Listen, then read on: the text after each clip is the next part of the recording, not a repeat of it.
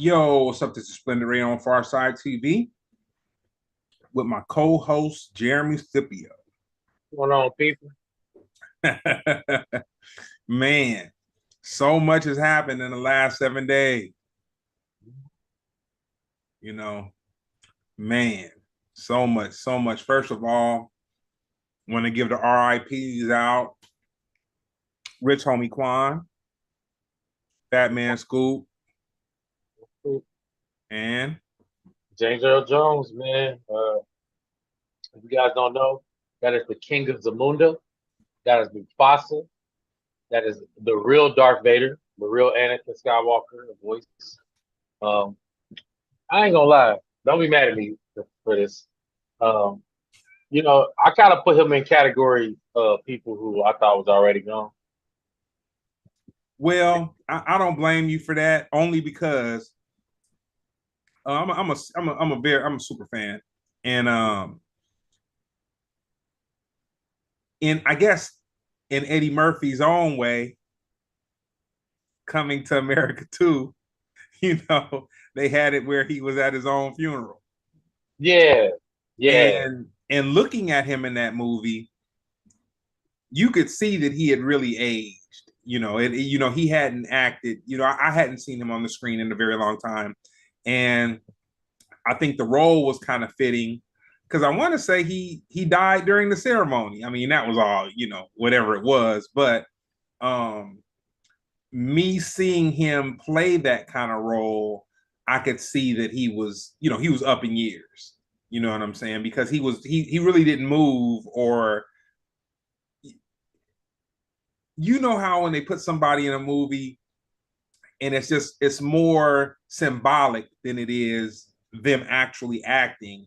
I just kind of felt like he when I saw that movie, I knew that, I knew that he was, he lived a great life. Yeah, and it don't probably don't feel like it, but that movie's like 3 years old, so that's good that he was able to film it to completion and move on, and because that's one of those legacy castings. One movie I just watched. I just watched Beetlejuice, and the father isn't around, so they had to skate around that too, So it's good he didn't have to skate around, you know, the acting for James Earl Jones. James Earl. Oh, go ahead. Shame on me. They got a new Beetlejuice out. Yeah. It just came out. It's good. It's good. I'm not gonna say it's amazing, but it's definitely, if you like the first one, it's definitely worth watching. It's not, no, it's not a masterpiece, but it's good. Was Michael Uh, Keaton in it? of course. Yeah, but you know what? I shouldn't say of course, because that's exactly what they would do today. They would release a Beetlejuice without him in it and just try to act like it's a good movie. But no, it was good. I mean, I guess because the character Beetlejuice is already dead, and he already looked messed up. So they just threw him back in makeup, and he moved just as fast, just as quick. Punchlines is all there. He old, but he was already old looking, so it worked He out. wasn't Batman. Nah, he was. I'd say honestly, I wouldn't be surprised they made a third Beetlejuice. That's how good it was. Okay. Yeah. But real quick, just want to shout out the great James Earl Jones. Was a Coming to America, Lion King, Conan the Barbarian, The Sandlot, Field of Dreams, all the Star Wars movies. This dude's he's a legend. Cornbread Earl and Me. Cornbread Earl. Oh yeah. Was that his name in uh dang, what's the movie? Nah. Cornbread Earl and Me was when Lawrence Fishburne. What He movie? was a Hold on. kid. He was playing basketball and he cried. Oh, I don't know that one. That's yeah. Oh man, this is old. I ain't gonna lie. It's old. I'm It's old. old. I ain't gonna lie. What was he in? There was like part of a ragtag group. I'm trying to think.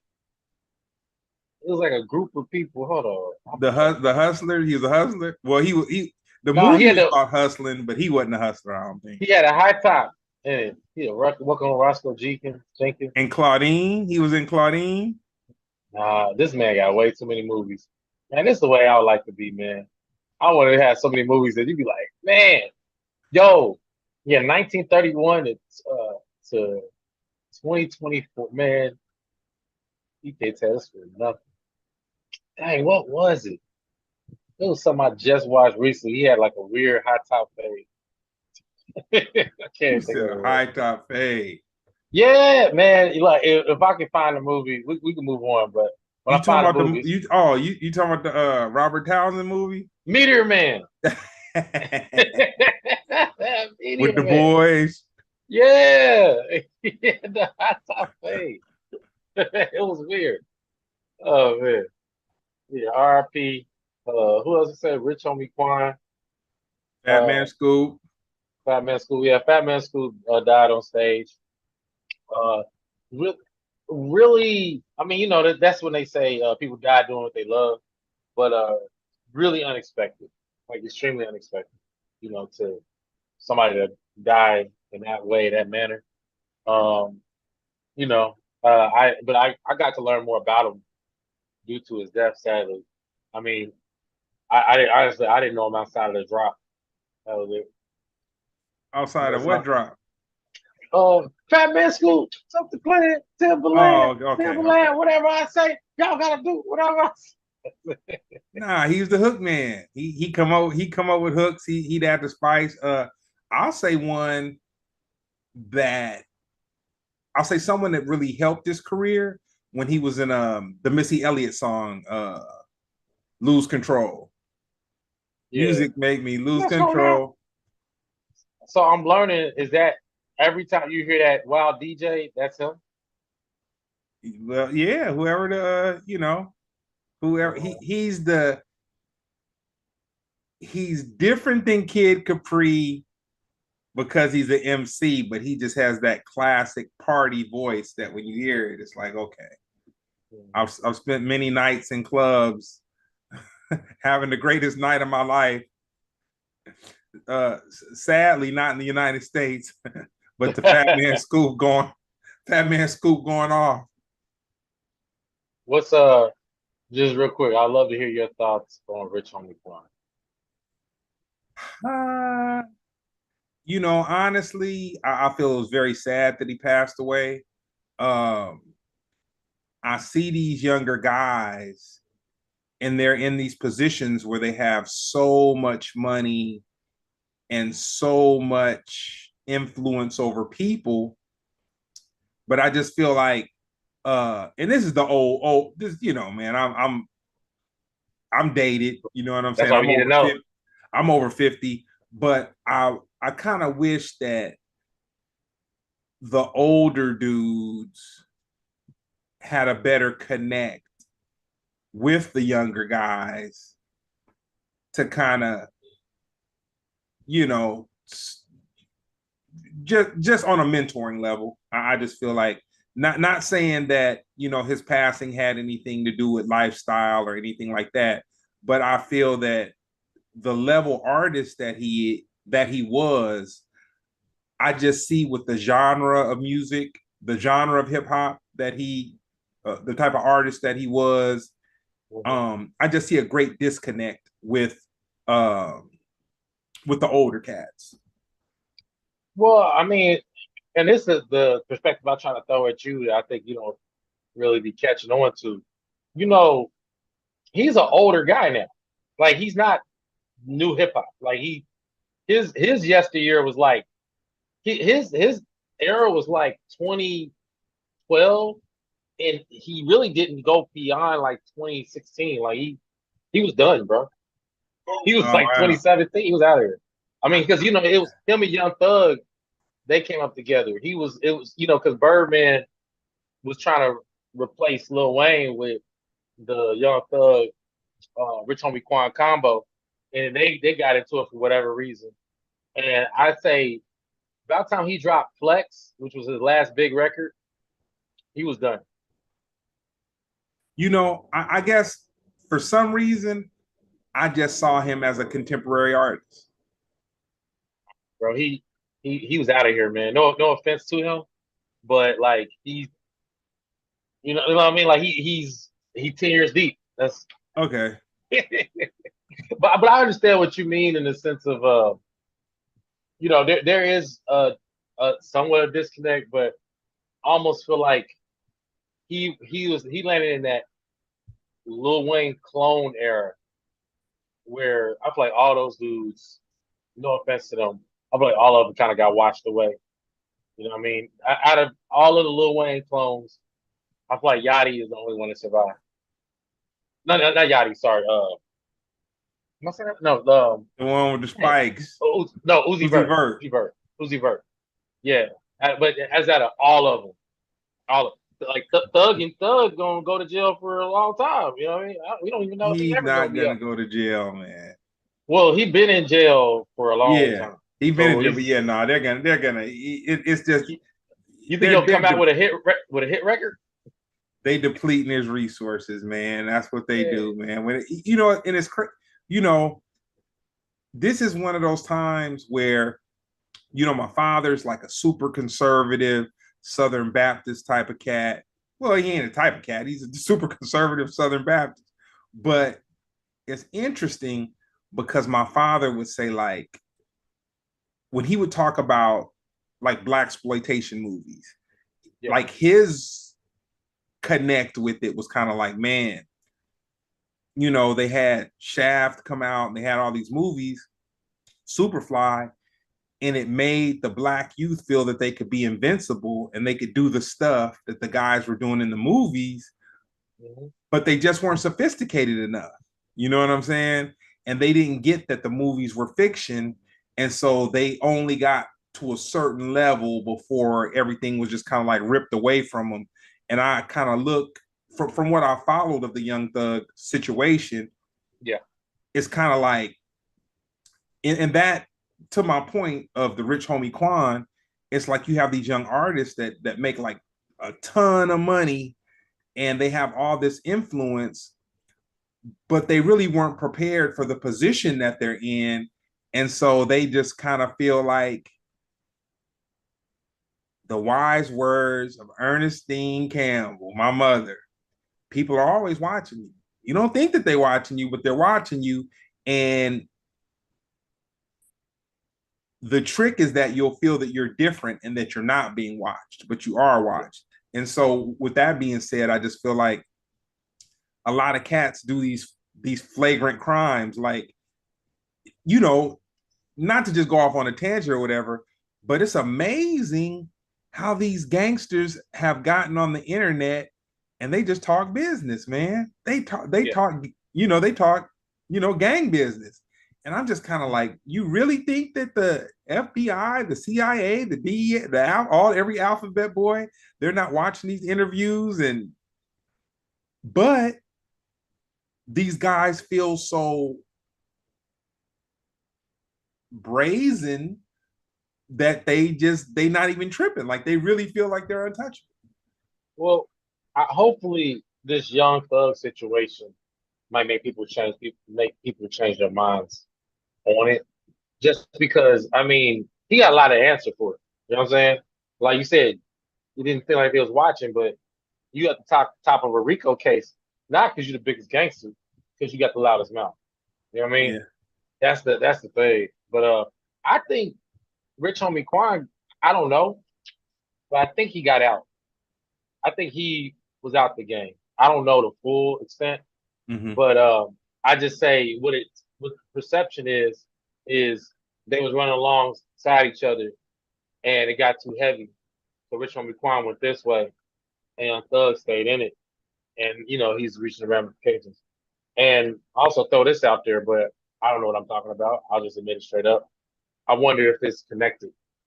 Because this is, it's a lot of gang stuff going on here. Maybe no stone is unturned.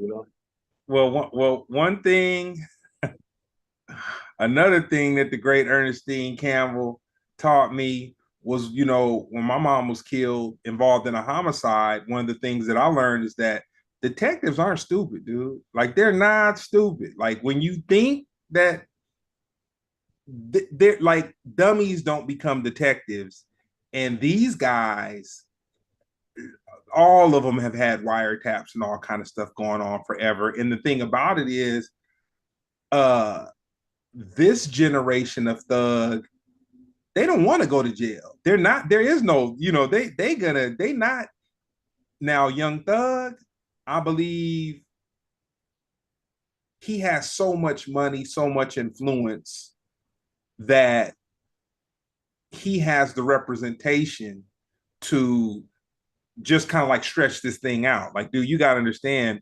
Like, I know somebody who uh worked for him, and he was like, on the money side of it, there was no dirty type of money type of thing going on. Like, man, it wasn't like he wasn't a dummy. You know what I'm saying? But the thing about it is, when you get to that level and you're kind of clowning the alphabet boys, it's just a matter of time. Yeah, man. That Rico ain't nothing to play with. That's like one of the worst things you can get. They blame you for everything that happened that year. You know what though? You know, one of the most interesting things that has come up out of this Young Thug trial, and I have to say, one of my guilty pleasures. Woody is funny, man. Yeah, he is funny. I Yeah. mean, and when I say funny, and it's interesting how some mastermind clicked him up with Charleston White, because Charleston White's not a dummy either. Like, he plays that, like he does that satire type thing, but Woody's kind of smart too. You know what I'm saying? You can see him flip in and out of character, but these dudes aren't dummies. Well, it's not. I don't think whether it's smart or not when it comes to Woody. If I think I'm talking about the same person, Yeah.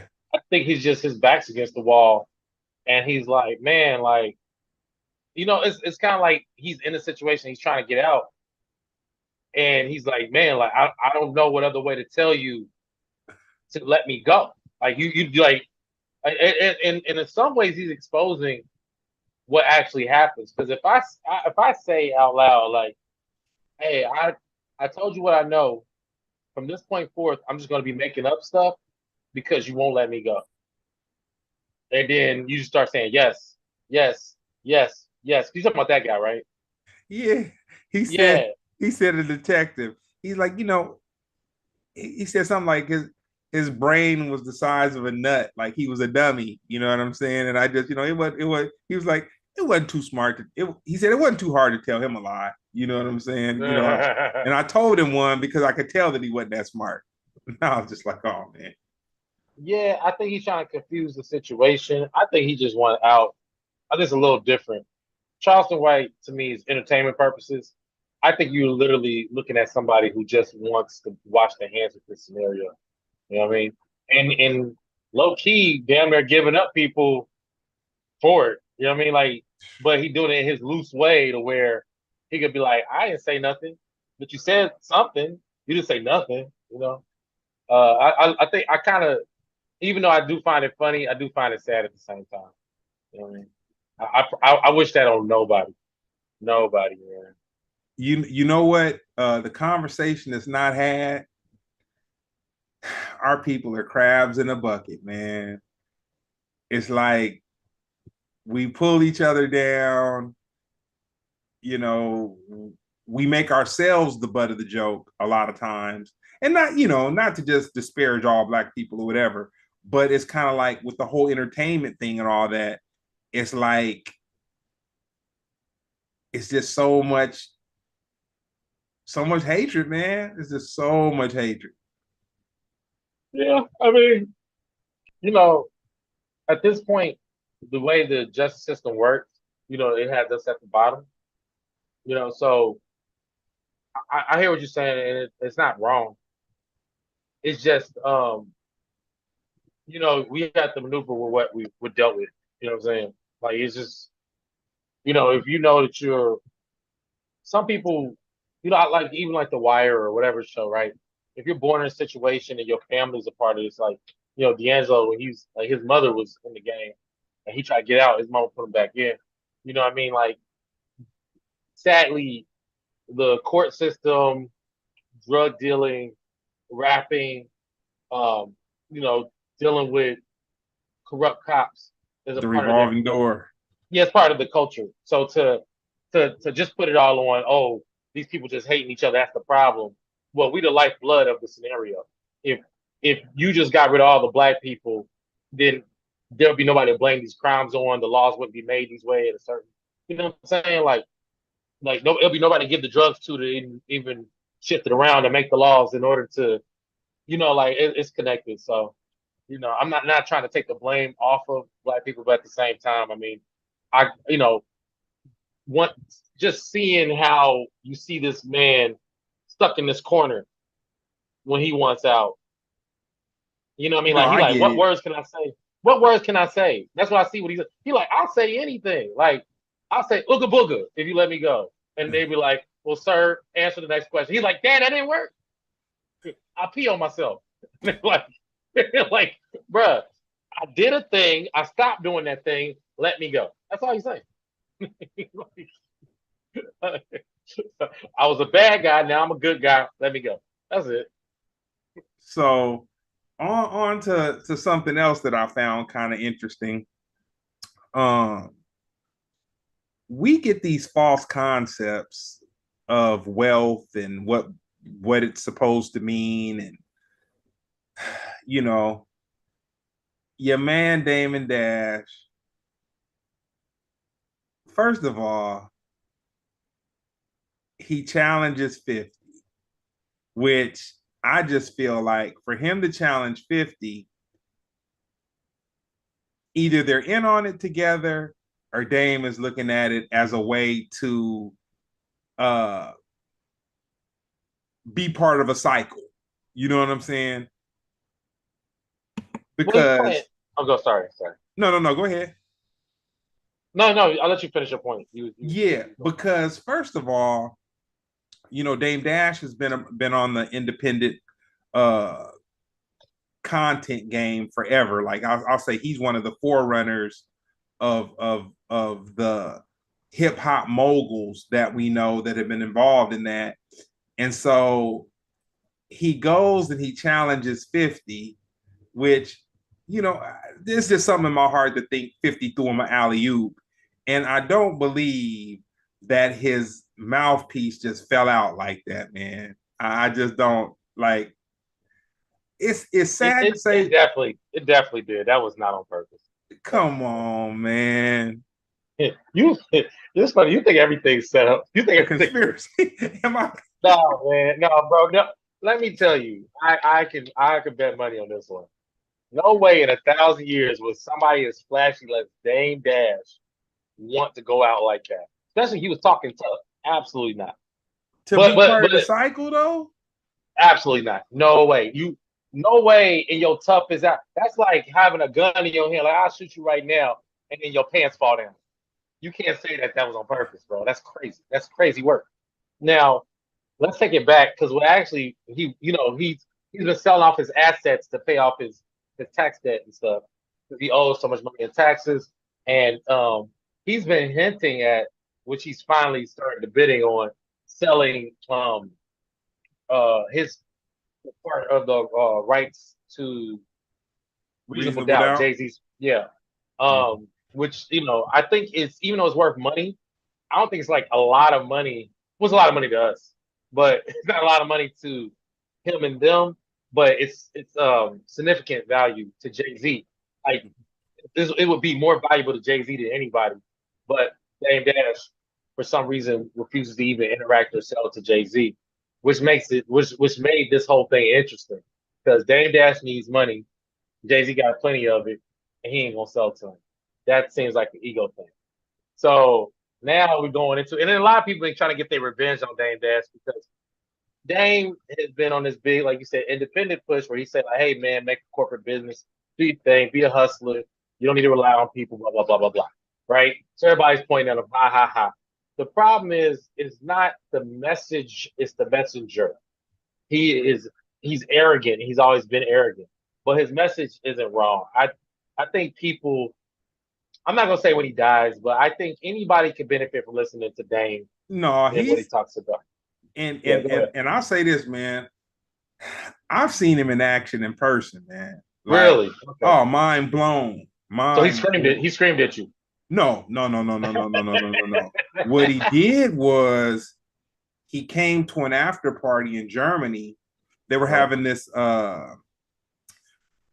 it was something like a MTV something or another, but it was like a really big deal type of award ceremony in Germany. And we had went to I was at a party where there was like record executives and all that kind of stuff. And they so Jay-Z and Dame came into the party with their entourage, Mhm. and it was probably like a small gathering, maybe like 250 people, maybe 200 people, 250 people. And so they came into the gathering with probably about an entourage and about 40 girls. And they stayed for like 15 minutes. And man, they drained the pool, man. I saw that, man. I could say that in my travels, I've seen a couple things. I saw the power of Rockefeller in full force when the Rockefeller was popping. Maybe 98, maybe 98, might have Yeah, been that's a good two, year. Yeah. like 98, maybe two, 99, 98, 99, something. But it was very young in my trips to Europe. Mhm. But dude, when they left, all the girls left. I mean, all the girls left. I mean, they left, man. But they did leave it deserted with a whole bunch of Cristal everywhere. You know what I'm saying? That's the one. Hey, That, that's the one that everybody had. That was kind of in my crew. Y'all had our own bottles of Cristal after that happened. You know what I'm saying? Because I guess whoever was throwing the party was just really trying to lay it out because they knew that they were going to come, and you kind of heard the whispers before they got there, like, "Oh man, Jay-Z and Dame and da da da da da da." But yeah, I got to see the flyness in person, man. I say on a superficial level, man, he lived up to where he was at that time. yeah, man. Yeah, he did his thing, and I think when you're building an empire, people don't ever think about expiration dates. There's different expiration dates on different type of empires. You know what I mean? And Dame Dash, he's reached his, but that doesn't mean that he's not still a hustler. That doesn't mean it just doesn't take away from him. People like to attack you when you're in a weak moment. You know what I'm saying? He sold enough seeds out there to where he could come up with a strategy, but it would depend more upon his ego. He's willing to put his ego out there. Now the thing with 50 Cent was using him as an example, and it wasn't even a terrible example, but once again, it was an ego bruising example where he said Dame Dash was the person that told him that $1 million wasn't money, to a rapper. And 50 Cent agreed with him. And he's just saying the person who told me $50 million ain't no money is now broke. That's it. And I think Dame Dash is offended by the word broke. You know what I'm saying? But yeah, but now I'll say he was trying to maneuver the whole challenging 50 Cent into a business move. But 50 was never going to answer that because he has more leverage and not responding. You know, I mean, I think not only 50, but a lot of people, Jay-Z, anybody who's ever interacted with Dame on a certain level, I think they're getting a little kick out of watching him crawl right I think 50 threw him the alley oop, man. As much of an alley oop as 50 could throw him. I now. How's that think alley oop?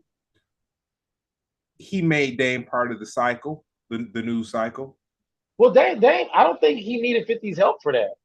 But I will say give him a little up, but Dame makes moves, No, man. Dame makes no, moves. no, no one was talking about Damon Dash and streaming services and content. Not as far as Well, conversation. Not us. no, Like nobody's still talking about that. No one's talking about him stream. That shit, everything on his network is garbage. We don't even need to watch that shit. God, God, nobody's talking about that. The first thing I would say that got him in the cycle this year, which he said the golden words, which is Kendrick Lamar. Kendrick Lamar was reminiscing about Jay-Z, and he was like, "Hey Kendrick, since you fuck with Jay-Z, hey, you want to buy some of Reasonable Doubt?" That's what got him in the news cycle. And then hey, I'm selling it, I'm selling it, I'm selling it. Hey, then we get to the 50 saying the thing. Now, maybe there's some type of covert like thing because you a boss too, so y'all that's how y'all talk. I'm not a boss, but maybe I don't know. But I would say I think Dame Dash took it as disrespect, and he was trying to turn it into a situation, but then the teeth fell out. I think it was worth it to him to be snaggletooth on him mid sentence in order to in order to be part of the cycle, man. We'll see. I do think being part of the cycle is important to make money, but I don't. I think you talk about one of the most.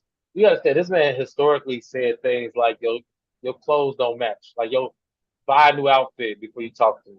He told That's not that's not the same guy who let his teeth fall out of him. he told Sway, yo, man, you cut your dreads off, man. Let the roster look go, man. You know what I'm saying? You don't have to. He said no. He said something. I'm not gonna get it right either. But it was more like you're holding on to that as a crutch. As he said something like that. Like it's a weakness. Something deep that hit him like, ooh, like he said, yo. Oh no, he said you wear the hat. He said you cut your dreads off years ago, but you still wear the hat because you're insecure. Something like that. It was crazy, bro.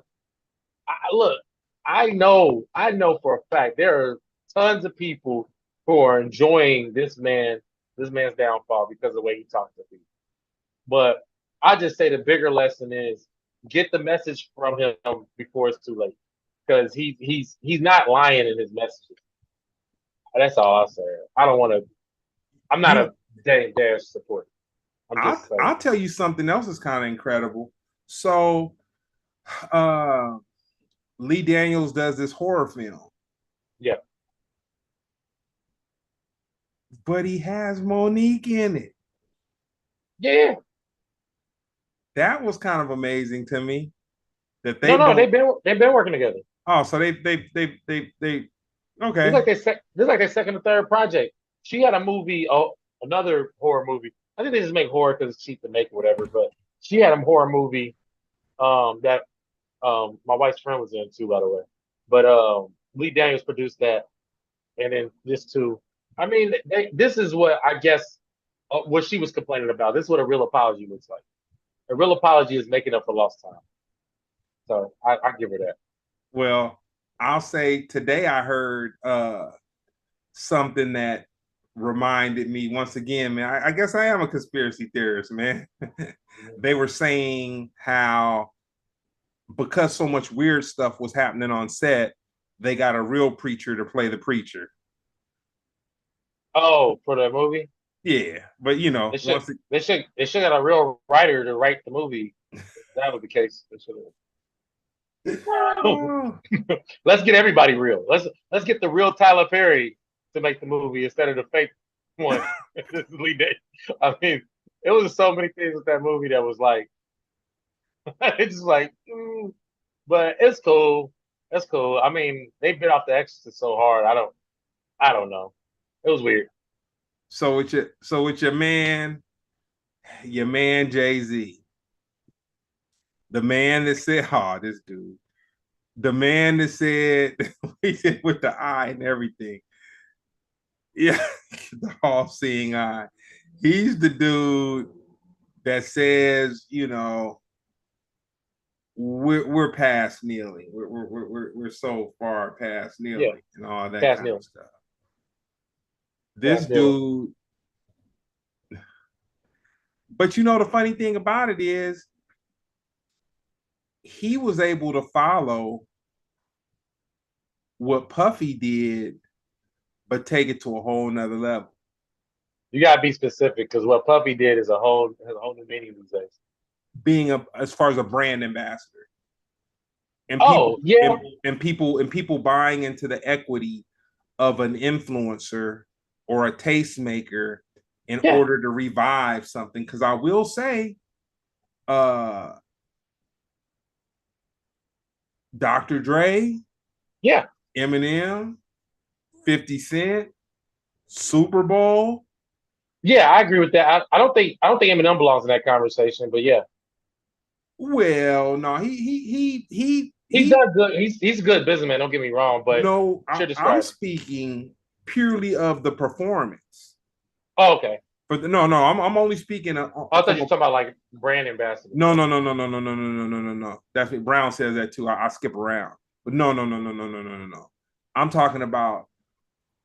I was firm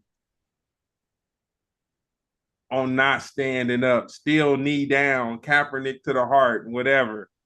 But I had to see that halftime. I had to. Well, the internet, has short memories. Jay-Z was banking on that. Um, and yeah, he's definitely selling the image more than anything. That's what it is. Um, I mean, I give him credit for being able to put his emotions to the side. I give him credit for that. But still nothing takes away from, and forgive me because I already know dude still hates my guts to this day. What's your boy name? He hates my guts. We had him Which one? early on. Which Uh, one? the actor, the one who told me I won't make it in Hollywood. Oh, Yeah, he I hates was my just guts. talking. I was just talking to him. I Don't, talked to him. I talked to him last weekend. yeah, don't bring my name up. Oh man, he told yeah. me. He told me. He said, "You're not gonna make it." Oh man. He said, "When I see Jay-Z, I see a scared black man." I said, "Scared." This man is laughing and dapping it up, partying with those white people. He talking about some. He said, "I never forget his talking points."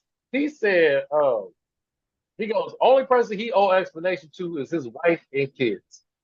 And I was like, "You're right, because he don't owe explanation to the niggas he lied to about taking the job when he told Jermaine Dupri not to take the job. He told him like, nah, you don't want to do that.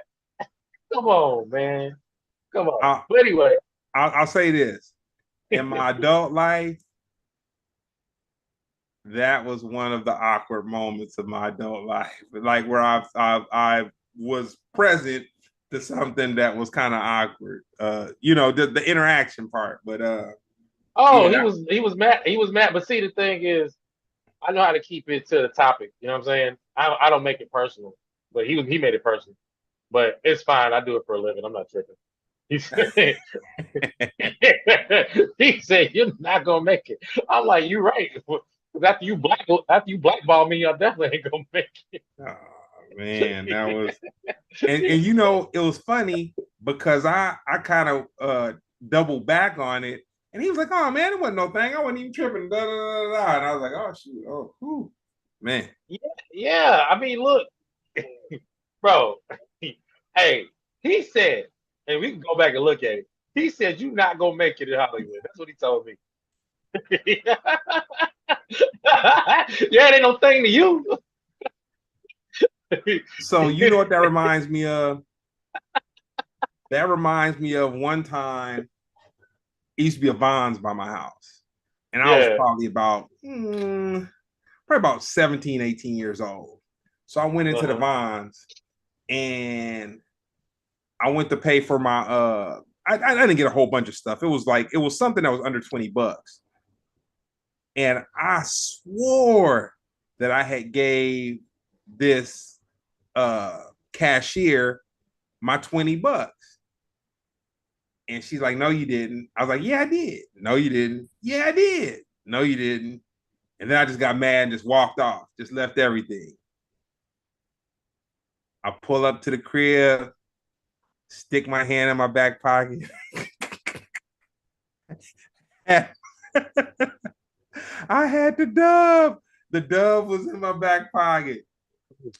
It took me 5 months to go back to Vons, man. But I pulled the courage up and I said, you know what? Because she was a career Vons person. I'd known her Yeah. since I've been like 13 years old, 12 years old. And she Wow. had worked there forever. And I said, you Yeah. know what? I had the money in my back pocket. I apologize. She's like, oh man, that wasn't nothing. I get it. People, shoot them all the time. But you know, Low key he owe me an apology, but I don't mind it because I know what I do for a living. But it's all nah, good, we gonna get. I'll tell you what. I'll bro. tell you what. We gonna get all that straight because what I'm gonna do, he gonna be here for like he said 3 weeks to a month, and I'm not gonna tell you when, but I'm gonna pop up on one of your shows and I'm gonna have him with me, and that's just Tell, gonna yeah, that's gonna tell, spark tell, that. him- tell him to sit in the front row. Yeah, I ain't gonna.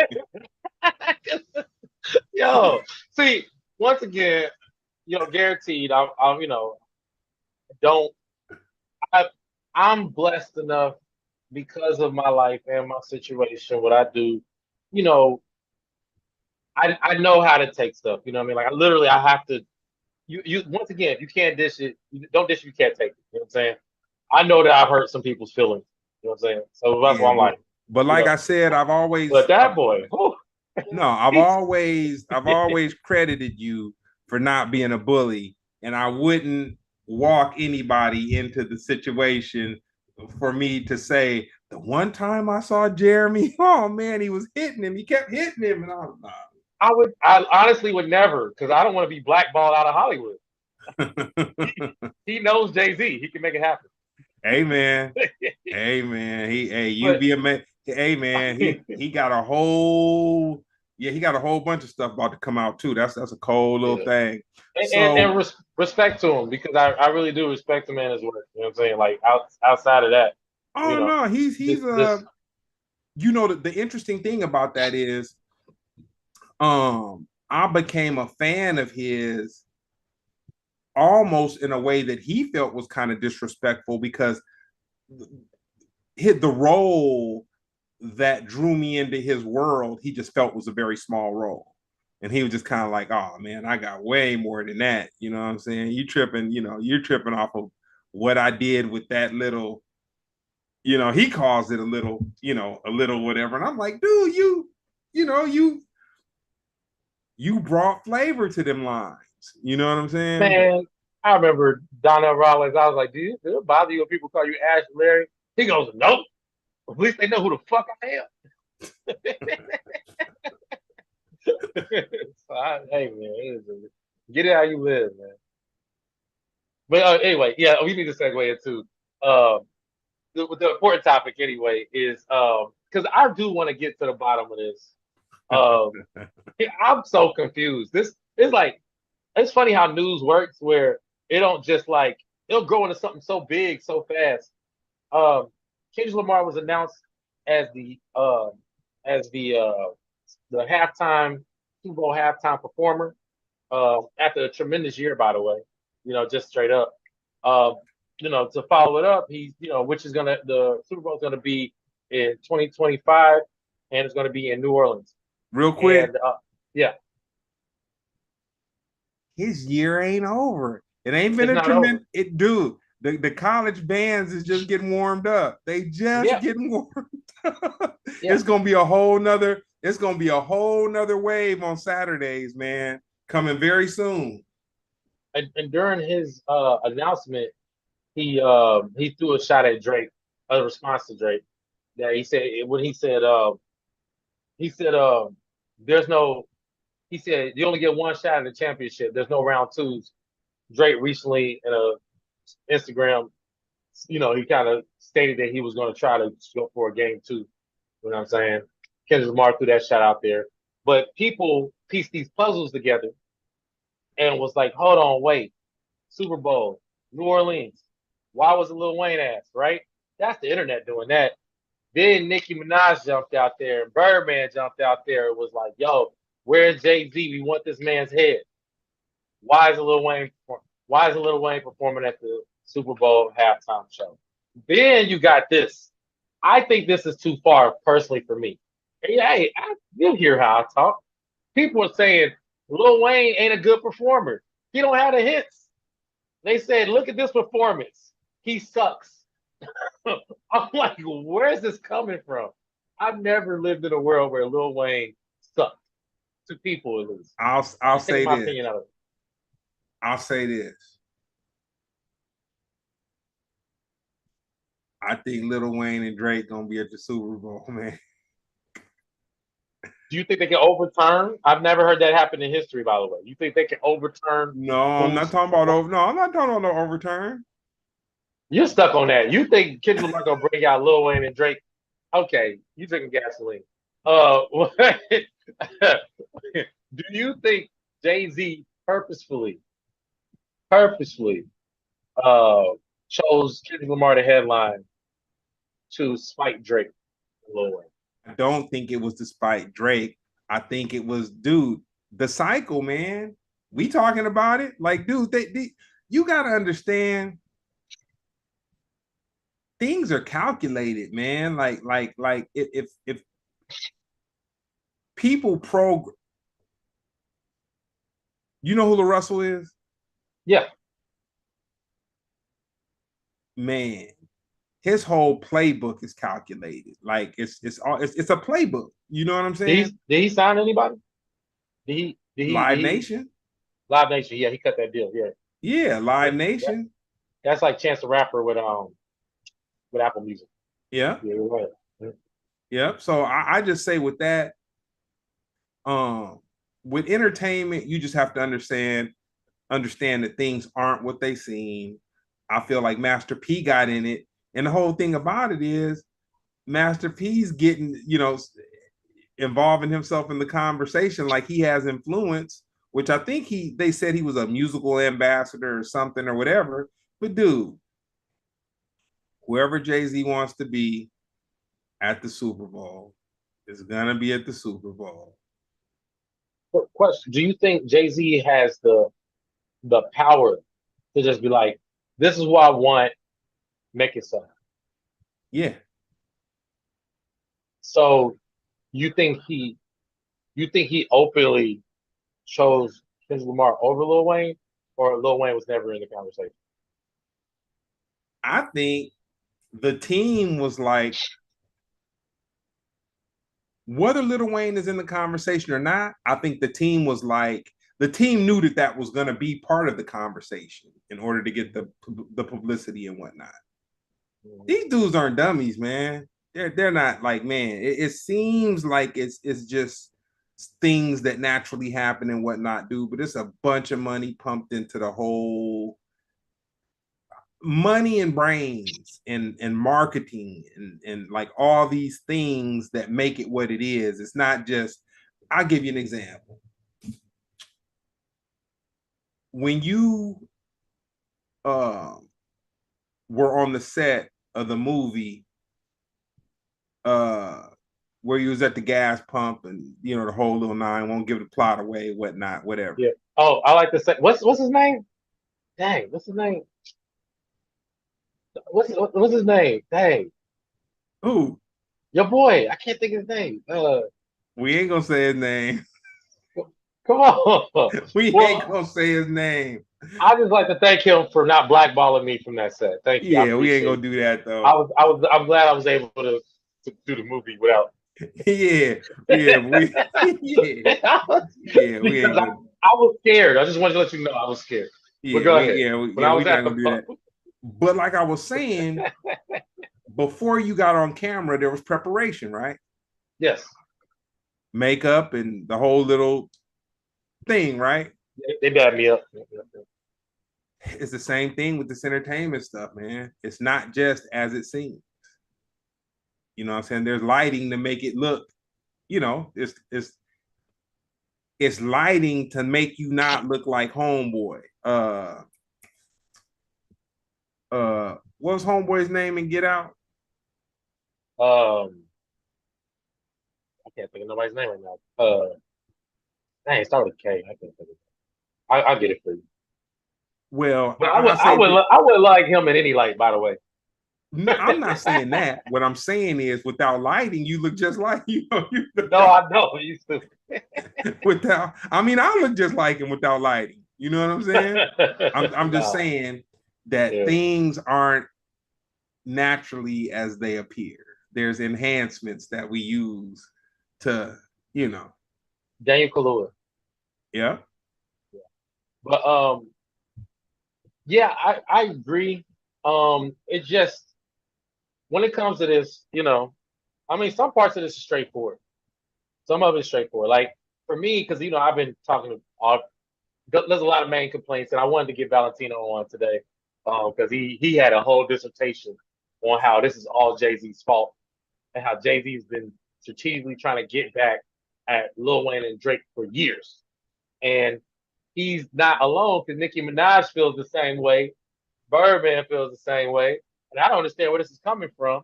The main thing that I think people finally caught on was that Jay Z paid Lil Wayne taxes, or or got him help. We don't know exactly what happened. Regardless, we know Birdman didn't do it.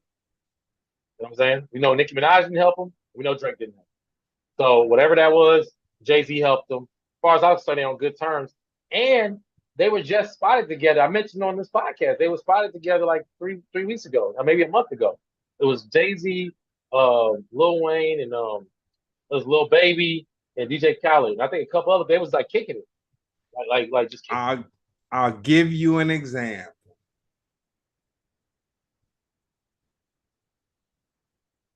Nah, I always give examples. I just say this, man. It's things aren't as they seem, and there's a lot more thought and marketing behind the moves that people make. Like, dude, think about it. When's the last time you heard Master P's name come up in a conversation? Master P, he spoke out earlier this year. Actually, Master P is You haven't. what was Okay, thank you. You have, no, for real, no. He it was something with his son. They had some issues. but I'm just saying.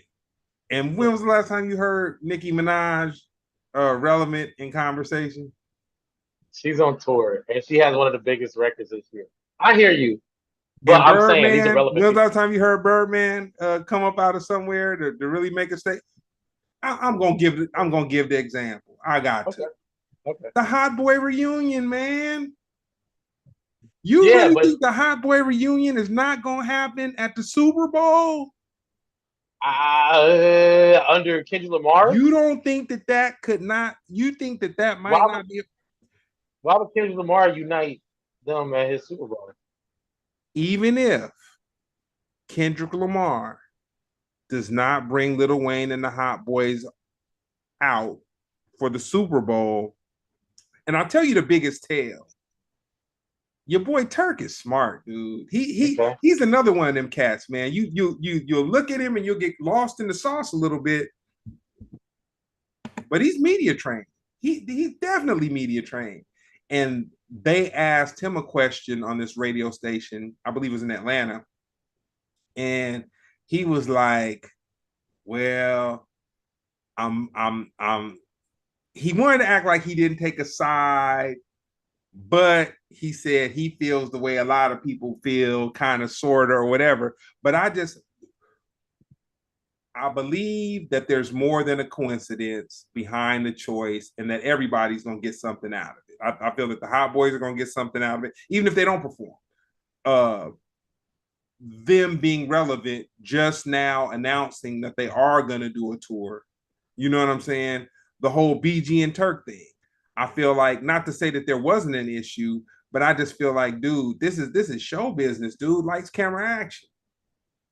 Yeah, I think it took. I always said this. In order for a Hot Boy reunion to take place, Lil Wayne's star got to drop.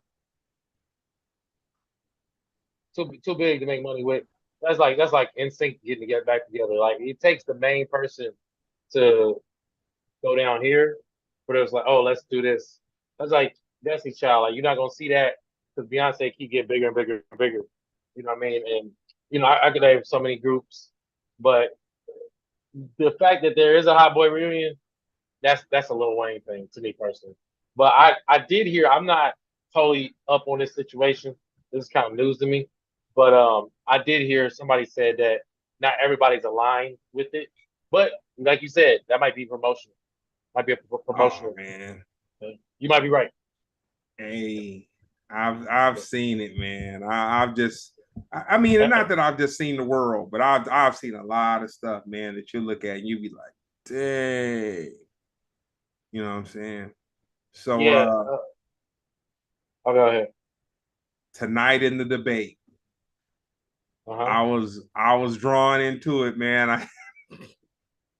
I was drawn into it. I had to watch some of it, man. And I feel that your president and not mine, Who's he my held president? it together How's that my better president? better than he's held it together. No, better than I've ever seen him hold it together. I mean, Absolutely. he was who he was, Yeah. but he didn't just he wasn't on 10. He was on a 4. Well, I'd say where he would kick in at was when, like, whenever he always had to get the last word, no matter what. Like, it'll go to her, him, her. He's like, wait, can I just get another thing on that? And he's like, bro, it's over. It's over. And he was really hard about that. But you're right. His attitude was, yeah, Donald Trump's attitude during this debate wasn't as bad. He made a couple of good points, but I think mostly his points are overshadowed by his ego. And I don't know if that was a debate tactic, but I did notice every time they asked Kamala a question, Kamala, right? Kamala a question, they would she would give a little bit and then she immediately go attacking him. It annoyed me at first, but then I realized this might be the strategy. Because as long as you attack his ego, he rants about his ego and he doesn't answer the question. So I don't know. That's just what I think. Dude, like a puppy like a puppy or a cat with something fuzzy on the end of a string and a stick, and you just tossing it around. The cat or the Yeah, puppy is he bit it every time. Every time. It'd be like, he'd be like, well, what he did, my opponent over here, he couldn't do anything. And he'd be like, I had the best this, I had the best that. Nobody else was listening. When I was doing it, it was the best. And these people messed it up. Now me, why, okay, my. And then he'll go to a point. And I'm like, oh, this might be the strategy because it was working. Um, he got called out on a couple of lies, which I liked. One lie was it didn't make sense to me. He was talking about abortion, and he said that 9 months. he said nine. He said yeah, they wanted to remove the baby. They said they after the baby's removed, then they'll decide what they want to do with it. And he said that's what I was against. And the dude shied back and was like, he goes, yeah, there is no state in this union that has ever had that be a thing. Ever. So so this was something else that I found fascinating about the debate. Mm-hmm. Uh I've never seen a moderator say that's not true. You know what I'm saying? I've never Yeah, seen yeah, that. yeah, yeah, Maybe yeah, I yeah. haven't been Yeah. paying attention, but I've never seen a moderator say that's not true, sir. Come on, man. That's not true. You know. Yeah, I mean, I think the way they set it up, because no audience, very downtone. It was set up for fact checking, and they hit them pretty hard. So that's what I like.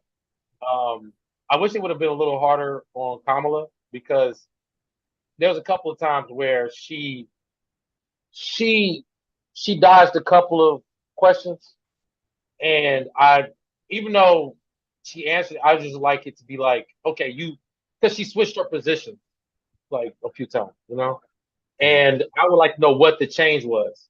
One of them said like she switched her position in the last 4 years. I think fracking was one of Yeah, them, and fracking. what was the other one? The other one was I can't think right now, but they, but she wouldn't. She would just move over quick. One time she told a story about her childhood. Just answer the question. Like, why did you change your mind? That's it. That's all I want to know. Why did you change your mind? Now it's obvious why you changed your mind because you wasn't the vice president. You know, I would like to hear what position she stands on. And they asked her that too. Like, what is your position? Like, because Trump said, like, I'm just running against Joe Biden again. Like, figuratively. And she goes, literally, I'm not Joe Biden, right? And I'm not. And I represent hope and change in the future. And no, what is your position? What is your position other than being a woman? That's all. What is your platform? That's it. That's all I want to hear. But she did not do that tonight. Can she do it in the future? Probably. I would love to hear what her platform is outside of Joe Biden. Trump, but I'll tell you where he took the gloves off and got vicious. And we talked about this before we went on air. Well, not this Uh-huh. exact moment, but it just kind of how I felt about the debate. Um, Trump was like, Joe Biden hates her. You know what I'm saying? He was like, Bro, yeah. He was tripping. He just saying whatever, bro. he's At like, that point, he hates her. He hates her. he could have worded that better. I think what he was saying was, um, Joe Biden was forced out, and he had the higher probability of winning this election.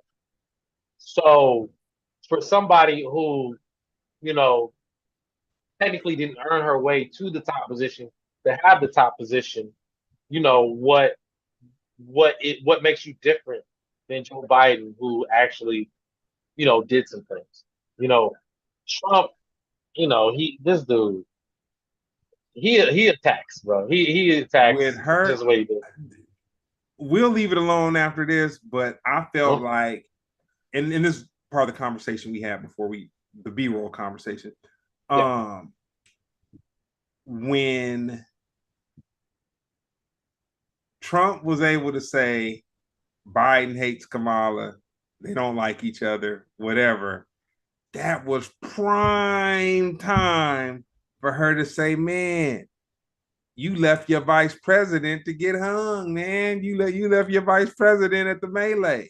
You know what I'm saying? Like, man, like no one's talking about that. It was amazing. Yeah, yeah. I mean, at this point, the amount of I just like to get around the antics. You know what I'm saying? It's just it's so many, like we've seen Trump's antics so many times that I think it's just best to treat him like a kid and ignore it and get down to the platform. Like what are you doing is different? Because I like the fact they held him to the fire over Obamacare. Because let's be real. Let's be real. That was his main platform. He was saying how shitty Obamacare is. If it's so shitty, then why didn't you change it? You didn't change it. It was a good plan. Remember him saying that. Like, he didn't say it was a good plan, but he was like, oh man, like, yeah, we just got to switch some things around here. You know what I'm saying? And now here he is. He's saying the same thing. He said both things tonight. He was like, it's bad. And they said, what the question was, what is your plan to replace Obamacare? What is do you have one? And he goes, yeah, when we got in there, we were like, this is shitty, this is a shitty plan. We're gonna do this, we're gonna do that, we're gonna do that. And we haven't come up with anything. But until then, we had to fix it. So then we fixed it. If you fixed it, I mean it was good. What are you talking about? So that's the type of stuff I like during a debate. Hold both candidates to their own fire. These guys are throwing fire at each other. Hold them to the things that they said in the past and watch them sweat. Because once they get in office, it's too late. They can say whatever they Uh, want. Because Trump still, if you were a big Trump fan and you hated Obamacare, you should hate Trump because he did nothing to Obama for affordable health care, which is a good plan at the end of the day. yeah, and I yeah. Um, I I'll say this and we'll move on. The one thing that he snuck in there though, he said when I got shot, I was like, there hasn't been any Mhm. evidence that he actually got shot. I'm not gonna lie. I'm not with the conspiracy. You know what I'm saying? Everybody was hitting me with the it's conspiracy. I'm like like where did the bullet come from? All that blah blah blah. Look, I feel like he got shot. That's what they said, blah blah blah. But I ain't gonna lie, that ear was looking pristine. Like it was a beautiful ear. It was standing up, pointing out, and everything. So hey, I let the people do with that what they will. If that's the guy you want in office, that's on you. But hey, I'm with it, bro. I can't do conspiracy because you know what I mean. Like I can't build a platform off that. Um, but that ear was looking nice though. Not gonna lie, it was a great ear. One of the best ears I've ever seen on an 80, 90-year-old man. Jeremy be thinking about his future, man. You know what I'm saying? He don't want to get caught up in the algorithm of you know. Well, you know I'm in trouble right now. I'm in trouble already. Oh yeah, you still going, man. They keep on it's the gift they keep on giving, man. They keep on stirring it up. Oh, I got more coming too. I got some more. So tell me this, as a comedian, Um, what did you feel about the Marlon Wayans Shannon Sharp interview? I didn't watch all of it, but let's just keep it basic, man. Um, Marlon Wayans, um, is he the funniest comedian? Is he top 10? No, but he is a legend. He's an icon. He's not only has he been around, you know, like since the early '90s. He's affiliated with the best. He's part of some of the best projects, some of the funniest projects ever. So any gems that he give about his private life, about history, it's going to be an amazing interview. You know what I mean? Like straight up, I've had the pleasure to be around him and watch him tell stories, and it's amazing. So I knew the Shannon Sharp interview was going to be a good one, straight up. I felt that he might have embellished some of the stories, Oh, but which there, one? man, he was just going far, man. He was going far with some stuff, but at the same time, I feel like, man, that was his moment. You know what I'm saying? I don't think he just straight up. I think he, I guess, kind of how like when a preacher gives a sermon, you know, he'll just add Yeah, a little. He'll add a little Creole spice to it. He'll spice it a little bit, not necessarily well, lie, but yeah. I don't know exactly what you're talking about, but once yeah, again, man, I you mean, should watch it. Yeah, you I should. watched a good portion, but I have to watch this entire. It's like what I ain't gonna lie. Once I click and it'd be like an hour plus, I'll be like, I'm gonna get to this when I can. But when it's the Oh yeah. clips, I get to the clips. But yeah. But I just like to reiterate, man. Like that famous Biggie Tupac picture, right? He was right there next to them in that picture. You know what I mean? I mean, Mm-hmm. he's best friend with Omar Epps. It's just certain people, like I can make fun of him, but at the end of the day, like he's a legit icon. He shouldn't have to prove, that and like it's just certain people, man. Like I'll be impressed if TLC sat down and just told the same story I already know. You know what I'm saying? Just certain people of certain caliber, man. You just gotta respect it. You know what I mean? They're not like some, I know Marlon looks the same, but that's an old ass nigga, man. Like he got He stories, man. younger than me, man. Oh, never mind. But y'all both look good. Oh man, that boy Jeremy, boy, he ain't got no. You Just all saying. safety, man. I'm just saying. I respect it. And obviously this is speaking to the Vlad thing, saying that his interview ain't worth money. Like, bro, come on, man. Like Marlon Wayans is a treasure. Like, don't be a menace Yeah, he's alone. international. Oh, dude, I'll give you a contemporary one.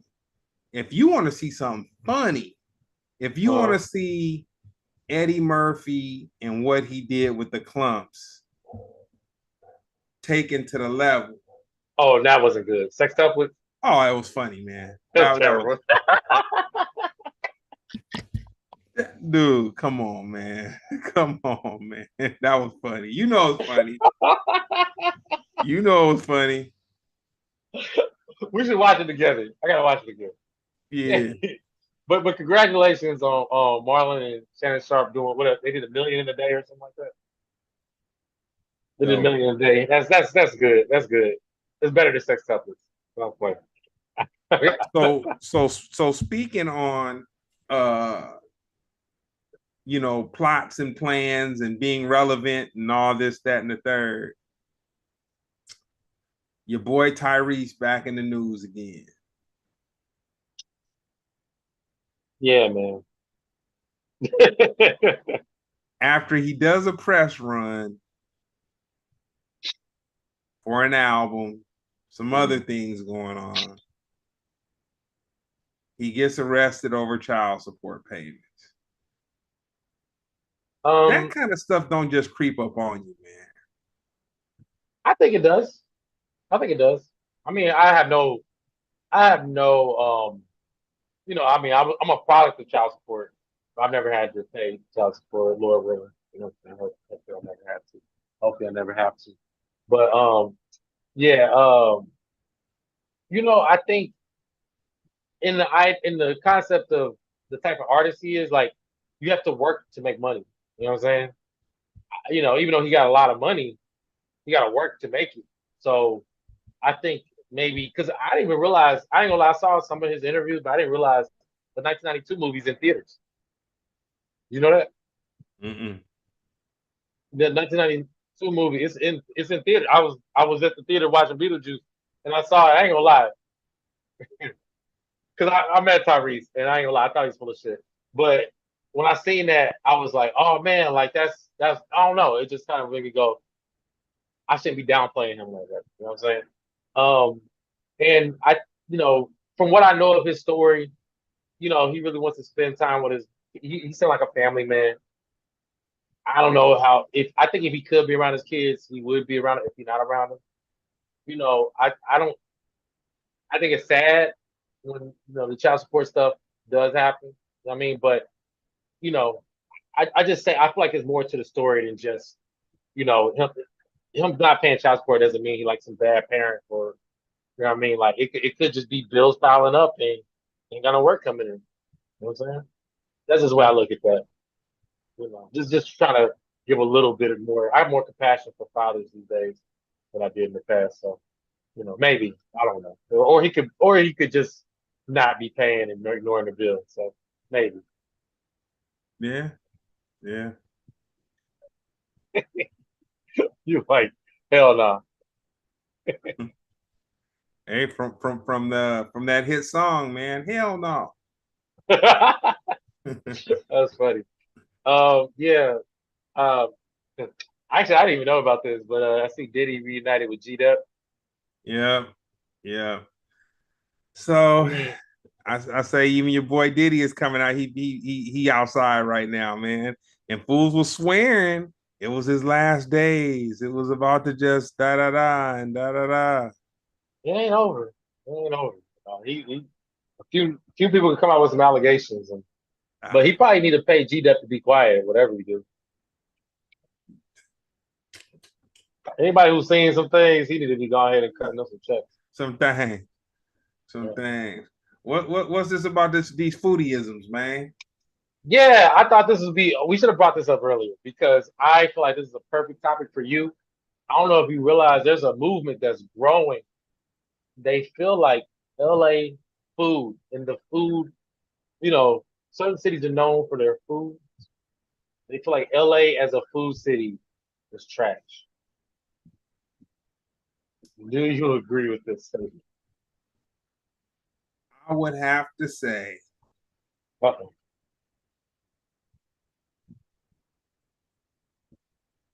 I've had this conversation many times in many different countries, many different states, many different cities. LA is popping, period. You know what I'm saying? Okay. Like, if you hating on LA, you probably hate yourself, man. Mm-hmm. You know what I'm saying? When I first started traveling, uh, I was on this whole thing where I was kind of like, uh, you know, such and such is better than LA. Hold on, we got the hood truck, fire truck going through, doing the thing. But I used to try to preach the gospel. Oh man, this is better than LA. Oh, this is popping. Oh, this is da da da. And the more people I talk to, the doper I just had to have people from the outside tell me LA was. Dude, you can get any kind of food, a bomb version till like 2 o'clock in the morning in LA. So Somewhere. this is where I feel like LA was a weakness because I didn't even think about it um until I kind of just had memories of my childhood. I remember I used to walk home and I used to walk by this fish truck, fried fish truck. It was so good, and that's when it hit me after I was having this memory. I was like, I've never experienced like just walking past. And mind you, maybe this is like above Wilshire, above like non-Inglewood stuff, but like I never just walked past like a taco truck, yeah, but like a fried fish. You know what I mean? Like, where would you get good fried fish at in But LA? guess what? LA is so big. I bet you there's a couple fish trucks out there. LA is just so big, it's just not going to be in your neighborhood just kicking it unless it's, unless it's just whatever. But there are man, I bet don't have a car note no more, but I bet a couple house notes that there are fish trucks in LA for sure. Okay, all right. Yeah, I think you might need to compile a foodieism list. 'Cause I'm telling you, you see, I'm giving it to you early. It's getting bigger. Like Oh people are man, really like that's they're getting on. They're like, yo, LA food is trash. So I think it's new people moving here, and people got the internet, so now like they got the YouTube the channel. people that are saying that want to be part of the conversation. I'll say for me, my food experience in LA. But I've grown up a little bit too. Well, I can't say bomb, but I just say, I was You said little you can't say bomb your food for, experience. for well hear me out because what I mean, like you talk about like fast food, like I like Jack in the Box when I first got here. I was happy, but then um I would say most people go In and Out, Roscoe Chicken and Waffle, and Pink's. I say Roscoe's. I mean, all due respect to the people at Roscoe, I just feel like you could find better waffles, you could find better chicken. I don't want to be disrespectful. You know what I'm saying? Uh, You've been hanging out with the wrong people. You've been hanging this, out with a bunch of probably transplants and people that but that's ain't. what I'm saying. That's what I'm saying. When you Yeah. first get to LA, I guarantee you, anybody who moved to LA, they were told the same thing. Got to go to Roscoe's, got to go to In and Out, got to go to Pink's, and I'm saying these places are okay. Like, what is you're the guy with the answers. What is the first food spot you hit when you touch down in LA? I got answers now, but back then I'm sure everybody got that same message. Everybody. I got a concept for it, and I'm gonna let our homeboy at Higher Eye Media. I'm gonna let him get involved in it. And once a month, we gonna do a mukbang. Okay. Yeah, You can. yeah. I really feel because I'm not, dude. Jeremy, you're a cool dude. I've never seen anything disrespectful come up out of you, but this conversation is bordering a lot of disrespect, man. When you. Well, I brought it to you, mind you. I didn't perpetuate it. I didn't comment on it. I said, But I know an expert. some things are sacrilegious. You ain't even supposed to repeat them. You know what I'm saying? You hear somebody saying something that's way out. Come on, man.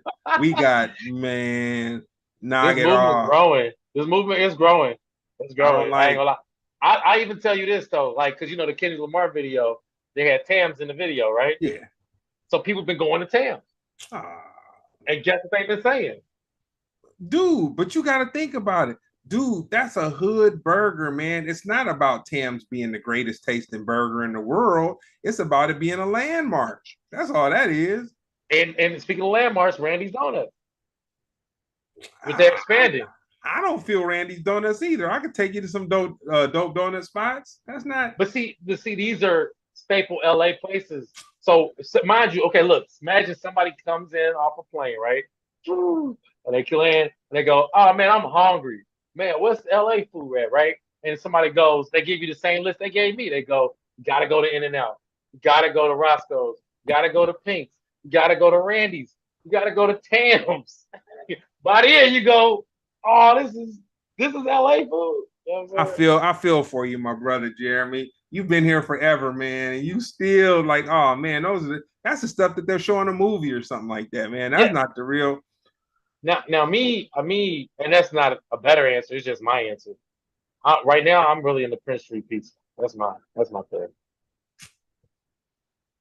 Man, you got bomb Jamaican food spots. You Yep. got Versailles. You got bomb Cuban Besides food good, spots. You yep. got pho. You got Korean barbecue. Korean For those barbecue who like good. sushi, I don't eat sushi, but I eat everything around it. You got bomb sushi spots. You know what I'm saying? Like, come on, man. Come on. You gotta have to pop out and show people, man. I'm trying to tell you, like Yeah, yeah. I'm gonna it's have to fix growing. that. I'm gonna have to fix it. Oh, but you bear witness when we was over at the old store 2 for 2. Yeah, The you put me on Kogi, to the some good Kogi, food. the Kogi, the Kogi, Kogi truck across the street. And I told you they was in Hollywood, outside of I can't think what that club is called, but man, I was like, I couldn't believe it. I was like telling somebody, I was like, yo, you gotta try this Kogi, man. This is good. Yeah, you're And right, Kogi. before we wrap it, I'm gonna give a cool Kogi story before I was able to and I'm gonna tell you how mind over matter and manifestation works. I was on the 405 freeway coming back from a vendor in San Diego. I busted a wrong turn and ended up in Mexico. That's a whole nother story. We had that though, but Yeah. it was funny, but it wasn't funny. It really wasn't funny because I was in a part of Mexico through a commercial entrance that didn't say that I was driving into Mexico. So anyway, but I saw the Kogi truck on my way back on the freeway. Now this was before I, they were coming over by store 2 for $2 and all that, but I just heard about it. And at the time, I heard you kind of had to like, they would tweet where they were going to be or something like that. And you kind of had to like figure it out like that. Why did I drive up next to it? Like, yo, I was trying to get him in. I really tried, man. I was like, yo, man, can you just he wouldn't mess with me like that though. You know what I'm saying? But back to the whole manifestation, I spent over a year with the Kogi truck being right in front of somewhere that I was every day for like a year or so. Not every Man. day, but every Tuesday But no, for like a no, year or bro, so. that was good, man. I remember I even got tempted. I was like, let me go in here before I eat everything or eat up everything. Hey, yeah, but with that being said, man, it's another episode of Splendid Radio Wild Card Edition. You know what Yeah, I'm man. saying? I'll say on the debate, I'm glad that they were doing some fact checking in real time and not just saying afterwards, okay, these things or whatever. They told your president, not mine, that there were things that were not. My president. That's funny. Yeah, no, I'm glad they fact checked too. Told him right to his face. Oh, dang. You know what? Yeah, okay. Now I'm remembering. Um, yeah, he was obsessed with. He kept talking about people coming over the border. Eating the And cats and dogs. eating the cats and dogs. That was the line of the night. And he even said, they tried to ask him like, yeah, he signed off on a bill that pretty much they wanted to hire like 15,000 more employees for the border, and he signed on a bill to not have it. And they said, "Yo, why'd you do that?" And he would never answer the question. That was his question. It was some Kamala didn't answer. That was his question. He would not answer that. He went on this long rant. Then he started talking about the cats. They come over here eating the cats and dogs. That was wild. He sounded like somebody old grandpa. Said they're gonna come and take your pets, man. They're gonna come and take. And they said they was like, yeah, nobody in Washington has reported that cats and dogs their pets have been missing. Zero people have admitted in that area that their pets are missing. And he was like, no, I seen it. I seen it on the television. On the television. That's what he said. Oh Oh man, man, this dude. it's good to be So alive this long. so what's up, man? What shows you got coming up? What shows? Okay, here we go. Uh, lucky for you guys, I'm in California this whole month. I'm not leaving. Let's see. Let's see. Okay. Let's start Friday. Friday, so Saturday, I'll be at Lab City. It's in West Hollywood. You can DM me for more information on that. It's at Petty Cat Studios. Glendale Room on the I did not put time to that. Glendale Room on the 20th. 21st, I'll be in Wrightwood, California. The 23rd, I'll be in Westwood at Wolf Glen Restaurant. 25th, I'll be at West Side Comedy Theater. And the 26th, 27th, 28th, I'll be in the Bay Area. So yeah, holler at me if you're in the Bay. I'll be able to get you at a show. And yeah, man, I just like to shout out the homie Shadow Flack for all the kind words. This dude, you ain't nothing nice. And with that being said, this is another episode of Splendid Radio on Far Side TV. Peace.